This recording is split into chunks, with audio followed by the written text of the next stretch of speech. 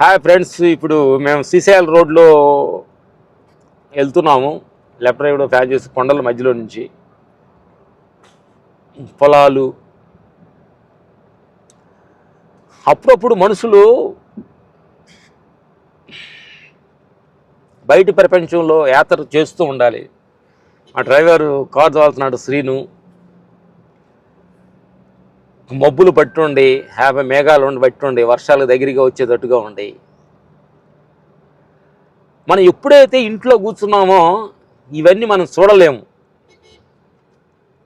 కరెక్ట్గా పౌర్ణమి రోజు చూడాలి, ఇలా వర్షం పడేది చూడాలి, వర్షంలో తడవాలి, ఎండలో ఎండాలి, చలిలో వనకాలి. ఇదంతా నేచర్కి సంబంధించిన పనులు నా మిత్రులారా. ఇప్పుడు మేము కర్తాలకి వెళ్తున్నాము. యాత్రలో మీకు దారిలో చూపిస్తున్నాము. చిన్న విలేజ్ వచ్చింది.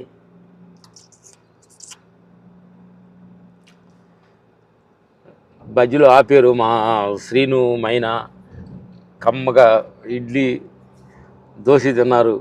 మళ్ళీ యాత్రకు బయలుదేరారు అనమాట. ఎంజాయ్ చేస్తున్నాం అనమాట నా మిత్రులారా. ఏంటంటే జీవితమే ఒక ఎంజాయ్, జీవితం ఒక యాత్ర.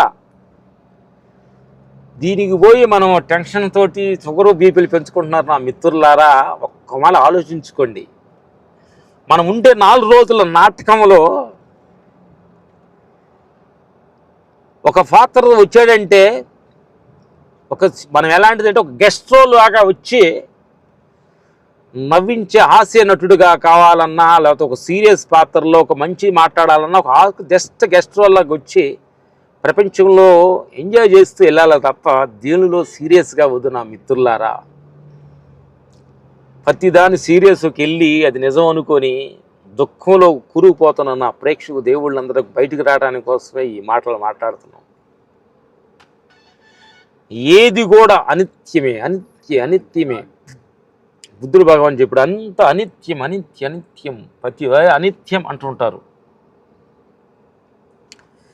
ఈ ప్రాబ్లం ఏది వచ్చినా కానీ అనిత్యమే, అనిత్యమే. ఇది కోపం వచ్చిందా, దాన్నే చూడు, కోపాన్నే చూడు, ఇది అనిత్యమే. ఈ క్షణంలో వెళ్ళిపోద్ది ఇది. ఈ కోపం కానీ కోపం వచ్చినప్పుడు కోపాన్ని మనం చూడగలగాలి. అసలు ఎందుకు, ఏ ఉద్దేశంతో కోపం వస్తుందని కోపాన్ని కానీ గ్రహించగలిగితే కోపం కొంచెంసేపు చూసిన తర్వాత కోపం పటాబంచిలో అవుద్ది నా మిత్రులారా. ప్రతి దాన్ని మనం గ్రహిస్తూ ఉండాలి. బాధ ఎందుకు వస్తుంది, ఇది ఆ బాధనే మనం సూక్ష్మంగా ఆలోచించే పని అయితే ఆ బాధ కూడా కొంచెంసేపటికి డిజాల్వ్ అయిపోద్ది. అట్లా విషదేశాలు ఎందుకు వస్తున్నాయి, కామక్రోధ మదమంచారాలు మనలో ఎందుకు వస్తున్నాయి, ఎందుకు వెతుకుంటున్నాయి? ప్రతి క్షణం మనం సూక్ష్మంగా మనం కానీ జీవితాన్ని ఆలోచించగలిగితే చాలా యాక్టివ్గా ఉంటాం నా మిత్రులారా. అంతా మన మంచికే, అందరూ మన మంచికే అనే సత్యాన్ని చెప్పుకుంటూ ఎంత గ్రీనరీగా ఎంత బాగుందో శ్రీశైలం రోడ్డు. అద్భుతంగా కొండలు వెళ్తూ ఉంటాం అన్నమాట. యాత్రలో బయలుదేరామన్నమాట. అందుకని యాత్రను ఎంజాయ్ చేస్తున్నాం నా మిత్రులారా.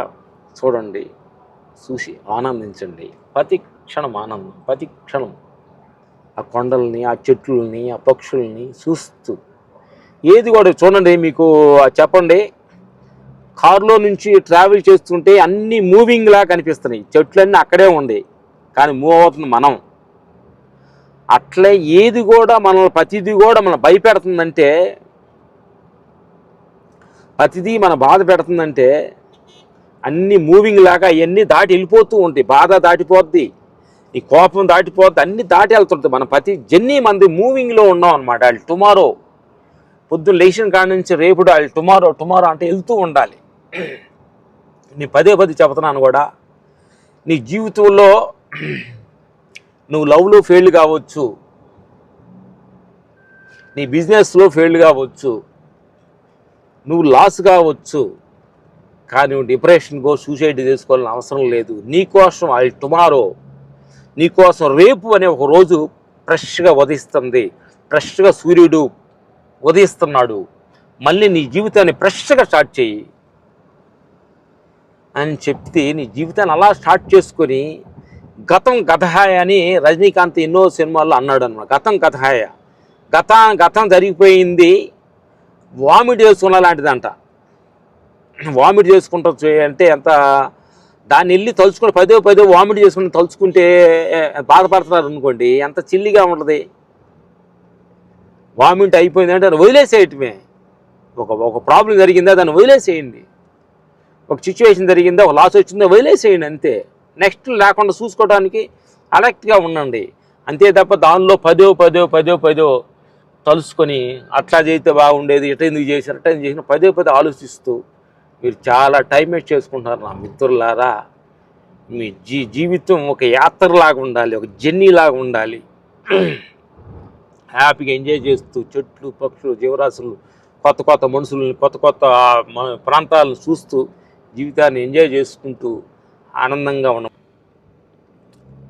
మాకు ఒక ఫ్రెండు ఏదో పొలం ఉంది చూపిస్తానని తీసుకొస్తున్నాడు.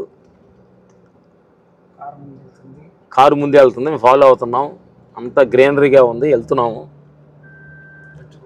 మంచి రోడ్డు ఉంది, అవనగల్ నుంచి 15 కిలోమీటర్ దూరం అని చెప్పి వెళ్తున్నాం అనమాట.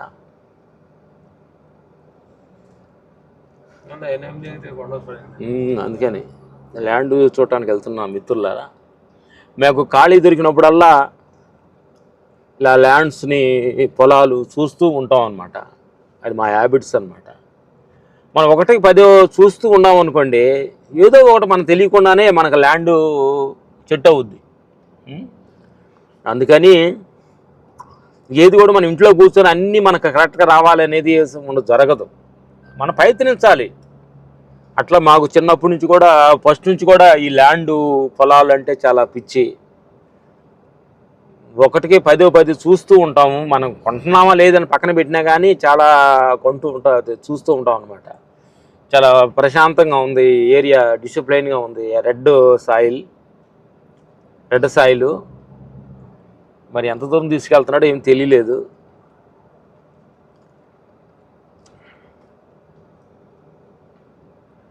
వెళ్తున్నాం.